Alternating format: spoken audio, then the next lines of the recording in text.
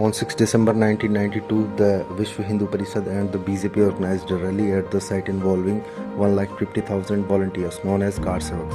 The rally turned violent and the crowd overwhelmed security forces and tore down the mosque.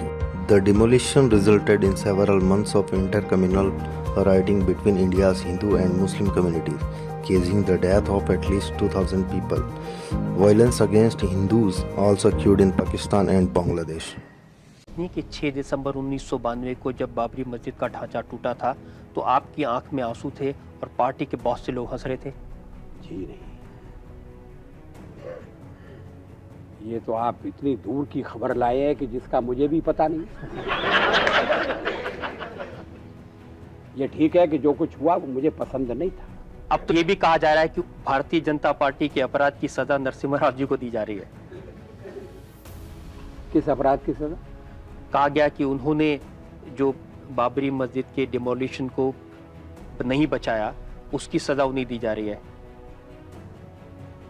उसके लिए केवल नरसिंह राव जी को सजा दी जाए, ये बात तो मेरी समझ में नहीं आती। फैसला किसका था? विश्व हिंदू परिषद को ये आश्वासन दिया गया था कि जहां राजीव गांधी जी के जमाने में शिलान्यास हुआ है वहां से वो मंदिर का निर्माण आरंभ कर दें, उन्हें इसकी अनुमति दे दी जाएगी। इस आधार पर अयोध्या में कार सेवक एकत्र हुए थे। ये आश्वासन पूरी सरकार की तरफ से था। बाद में इस आश्वासन का पालन नहीं किया गया, कार सेवक बेकाबू हो गए, ढांचा ढा दिया गया। अब इसके लिए केवल नरसिंह राव को बलि का बकरा बनाना ये मेरी समझ में नहीं आता। अगर बलि चढ़ना है तो कुछ औरों की भी बलि चढ़ना चाहिए। कहीं उन्हें आपसे आपकी मित्रता की सजा तो नहीं दी जा रही है इस बहाने से? नहीं, कांग्रेस में तो मेरे और भी मित्र हैं जो बच गए। खाली संबित पात्रा से इतना पूछना चाहता हूं, क्या बीजेपी ने बाबरी मस्जिद गिराई या नहीं गिराई? हाँ, मैं बोलता हूँ नहीं। दीपक भाई, आप पे हिम्मत नहीं है। आप विचारधारा को बेचते हैं। आजो कंप्लीट तो कर ले दो। किसने गिराया वो कलंक? किसने गिराया? समाजवादी पार्टी ने गिराया? नहीं गिराया। बसपा ने गिराया? नहीं गिराया। कांग्रेस ने गिराया? नहीं गिराया। राजग ने गिराया? नहीं गिराया। तो किसने गिराया आशुतोष जी? किसने गिराया? तो बोल दो ना, बीजेपी ने किसने गिराया? किसने गिराया बाबरी मस्जिद को? समाजवादी पार्टी ने? नहीं। किसने गिराया? मैं बिल्कुल गई थी, ये मैंने कल भी कहा है। मैं उससे बिल्कुल नहीं पलट रही, क्योंकि मैं गई थी, ढांचा तोड़ा था। तोड़ने गए थे ना ढांचा? आप कहीं तोड़ने? किस पे? बिल्कुल गई थी मैं, ढांचे पे चढ़ के तोड़ा था मैंने। और क्या बताऊं आपको? और उसका गर्व है आपको? अरे गर्व, भयंकर गर्व है मुझे। मैं राजनीति में जब आया तो पहला मेरा स्टेटमेंट था मथुरा में कि अयोध्या मथुरा काशी तो छोड़ो राजा भैया, अयोध्या मथुरा काशी तो छोड़ो, दिल्ली की जामा मस्जिद तोड़ो। कोई साजिश नहीं थी, सब कुछ खुल्लम खुल्ला था। साजिश तो तब होगी जब मन में कुछ और हो, बाहर कुछ और। मेरा कहना इतना ही है कि ढांचा नहीं बचा, मुझे कोई गम नहीं इस बात का। और ढांचे के टूटने का न मुझे कोई खेद है, न कोई पश्चाताप है, न कोई प्रायश्चित है। तो इसका मतलब no regret, no repentance, no sorrow, no grief. तो इसका मतलब है कि आपकी इच्छा थी? इच्छा नहीं, इच्छा तो राम मंदिर की थी। ढांचे को नहीं है नहीं, हाँ, वो टूटने के बाद बहुत से लोग कहते हैं कि साहब ये 6 दिसंबर 1992 की घटना राष्ट्रीय शर्म की बात है। मैं कहता हूं 6 दिसंबर 1992 की घटना राष्ट्रीय शर्म का विषय नहीं है, राष्ट्रीय गर्व का विषय है। मैं वहां पर 5 दिसंबर को भी था और 3 दिसंबर को था, 7 दिसंबर को था। 5 दिसंबर को मैंने रिहर्सल भी कवर की थी। ये रिहर्सल थी बाबरी मस्जिद के बिल्कुल पास में ही, आधा किलोमीटर भी नहीं होगा, शायद आधा किलोमीटर होगा, इफ आई रिमेंबर।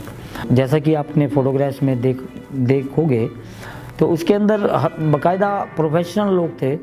हथौड़े या जो बिल्डिंग गिराने का जो सामान होता है, जो इक्विपमेंट वेल इक्विप, जो कुदाल वगैरह, वो सारे के सारे रिहर्सल कर रहे थे। अभ्यास हमारा 5 दिन पहले से चल रहा था। 800 कारसेवकों का, जिसमें हर प्रांत के लोग थे। आखिरी लक्ष्य क्या था आपका? आखिरी लक्ष्य हमारा था ढांचे का ढाना। 6 दिसंबर को हम पहुँचे वहाँ पर, तो 2 मंच बने हुए थे। एक तो VIP मंच था, अडवाणी, जोशी वगैरह सारे के सारे वहाँ थे। दूसरा एक और था, 3 फ्लोर की बिल्डिंग थी या 4 फ्लोर की, उसमें सारे मीडिया वाले ऊपर थे। तो जब मॉस्क टूटने लगी, लोग चढ़ने लगे, सेम मेथड का उपयोग कर रहे थे, तो अचानक उन्होंने मारना शुरू कर दिया जो मीडिया थी। और सबसे ज़्यादा इफेक्टेड लोग वो थे जो उनके पास कैमरे थे, क्योंकि आइडेंटिफाई वो ज़्यादा हो रहे थे। एक्चुअली उनको ब्रीफ किया था कि ना सारे एविडेंस ख़त्म करने हैं। हिंदू हैं लेकिन ये सोचते हैं कि एक मस्जिद को गिराना उससे बड़ा कोई गुनाह नहीं है, क्योंकि ईश्वर और अल्लाह एक ही होता है। तोड़ना इस तरह से तो शायद ठीक नहीं था। भाई तरह से तो बेकार हुआ है। अरे जो लोग कत्ले हो रहे हैं बेकार नहीं समझेंगे। It's totally wrong.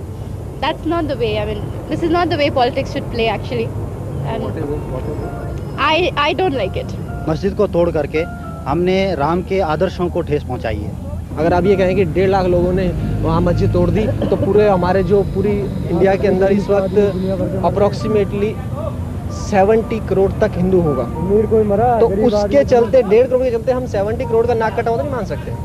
तो ये एक स्टेप जो था, एक बेवकूफ़ी भरा स्टेप था कि वहाँ इकट्ठा करके भीड़ को उकसा दिया गया कि उस चीज़ को तोड़। तो फाइनली सदियों बाद सुप्रीम कोर्ट ने अपना फैसला सुना दिया इस अयोध्या के मुद्दे पर। यह बाबरी मस्जिद और राम मंदिर का मुद्दा इतने सालों से चले जा रहा था। 2010 में हाई कोर्ट ने अपनी जजमेंट दी थी ये कहते हुए कि जमीन को 3 हिस्सों में डिवाइड कर लो, लेकिन कोई नहीं माना। यह केस सुप्रीम कोर्ट में गया और ऑलमोस्ट 10 साल बाद अब सुप्रीम कोर्ट ने अपनी जजमेंट दी है कि मंदिर भी बनेगा और मस्जिद भी बनेगा। जो 2.77 एकड़ का डिस्प्यूटेड एरिया था, सुप्रीम कोर्ट ने कहा वहां पर मंदिर बना लो। सुप्रीम कोर्ट ने जमीन गवर्नमेंट को दे दी है, सेंट्रल गवर्नमेंट को, और सेंट्रल गवर्नमेंट एक ट्रस्ट अपॉइंट कर सकती है जो मंदिर की कंस्ट्रक्शन करेगी।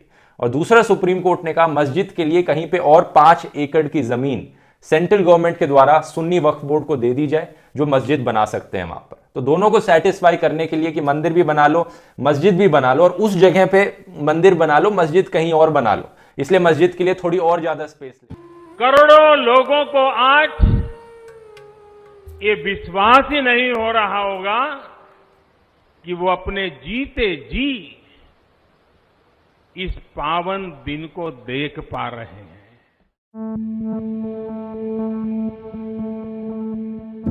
जय श्री राम, जय श्री राम, जोर से बोलो, प्यार से बोलो, जय श्री राम, जय श्री राम।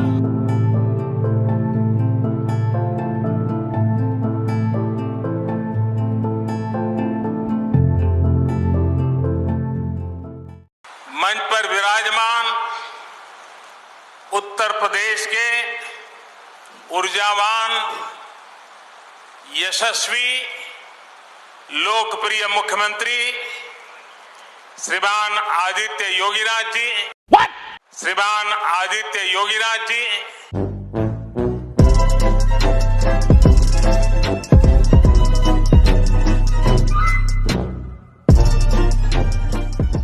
नेता टाइप आधा काम मत करो, सब्सक्राइब के साथ साथ बेल आइकॉन भी दबाओ।